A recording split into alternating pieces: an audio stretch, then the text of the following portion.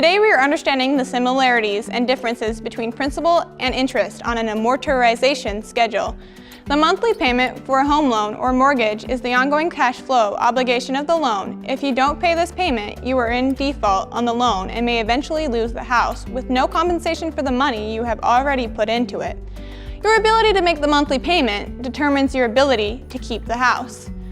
The interest rate and the maturity or the lifetime of the mortgage determines the monthly payment amount. With a fixed rate mortgage, the interest rate remains the same over the entire maturity of the mortgage, and so does the monthly payment. Conventional mortgages are fixed rate mortgages for 30, 20, or 15 years.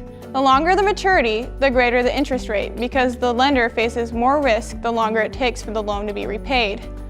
A fixed-rate mortgage is structured as an annuity, which is irregular periodic payments of equal amounts. Some of the payment is repayment of the principal and some is the interest expense. As you make a payment, your balance gets smaller, and so the interest portion of your next payment is smaller and the principal payment is larger. In other words, as you continue making payments, you are paying off the balance of the loan faster and faster and paying less and less interest. A mortgage amortization, or a schedule of interest and principal payments over the life of the loan, is shown in the figure below. The mortgage is a 30-year fixed-rate mortgage. Only year one is shown here.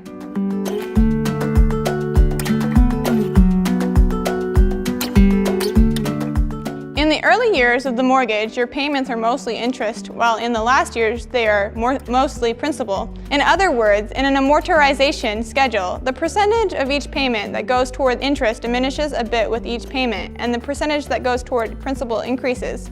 It is important to distinguish between them because the mortgage interest is tax deductible. That tax benefit is greater in the earlier years of the mortgage, when the interest expense is larger.